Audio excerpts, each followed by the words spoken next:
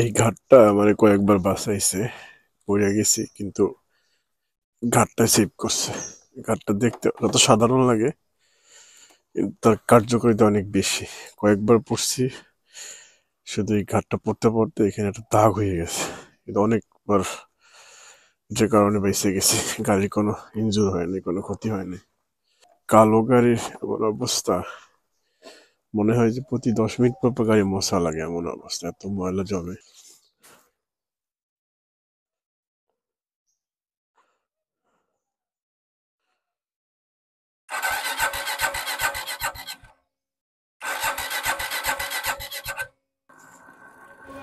Battery down হওয়ার কারণে এখন গাড়ি ঠেললে স্টার উড়ানো লাগতেছে, কারণ সেলফ নিতেছে না। বেশি সেলফ চাপাচাপি করলে দেখা যাবে সেলফও শুয়ে পড়বে, এমন একটা অবস্থা। সকাল সকাল খুল হয়েছে। আসসালামু আলাইকুম। সকাল সকাল গাড়ি ঠেলতে ঠেলতে অবস্থা আবার কাহেল, কারণ গাড়ির ব্যাটারি মোটামুটি শীতের কারণে বইসা গেছে, সেলফে স্টার্ট নিতেছিল না।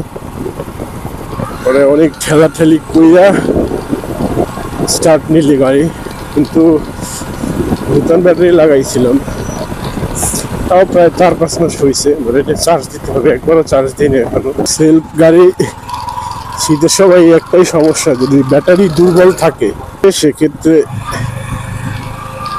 যে কোনো সময় কোনো জায়গায় গাড়ি ঠেলা লাগতেই পারে।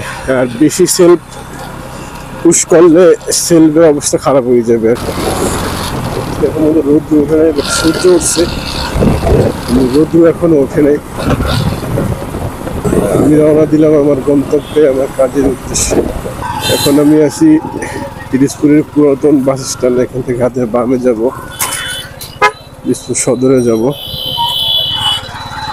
আর আমি এই রুটে যাই, যে রুটে এখন এই মুহূর্তে যাইতেছি, এর নাম হচ্ছে এমপি রোড।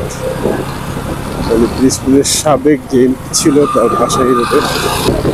আর আমার গাড়ি অনেক কাজ জমা হয়েছে, সামনের ফার্নিচার আর ওয়েল সিল দুইটারই সর্বনাশ হয়ে গেছে, দুইটা পাল্টাতে হবে।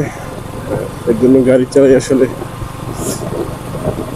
সেই কমফোর্টটা নাই। আসলে গাড়ি এদিক ওদিক দৌড় দেয় টাইমে, বাইরে যখন দিকে ভালো লাগে। গাড়িটা সময়ের কারণে আসলে কাজটাও করতে পারতেছি না। গাড়ির খুবই অল্প দিনের ভিতরে আমার গাড়ির কাজটা করতে হবে, সময় বার করতে হবে। ব্যাপারে যে পুলিশ,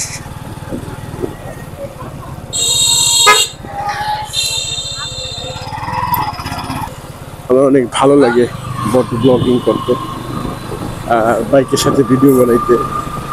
যেরকম আসলে পারি না, কিন্তু যতটুকু পারি চেষ্টা করি, ভালো লাগে আর কি। ভালো লাগার জায়গা থেকে আসলে এটা করা, অন্য কোনো ই নেই।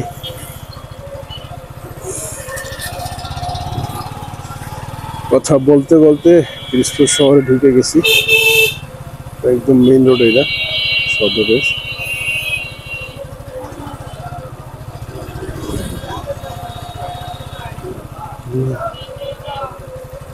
সামনে বড় মসজিদ, আর এখান থেকে আমি ভিতরে যাবো। আমি এই মুহূর্তে হচ্ছে কাপুরিয়া পট্টি, যেখানে মহিলা মানুষদের সবচেয়ে পছন্দের গল্লি পিরোজপুর শহরের, কারণ এখানে জামা কাপড় পাওয়া যায়। মেয়ে মানুষরা সবসময় শপিং করতে পছন্দ করে। আমার মা বোন, তারাও, আমার বউ একজন আসছে, সবাই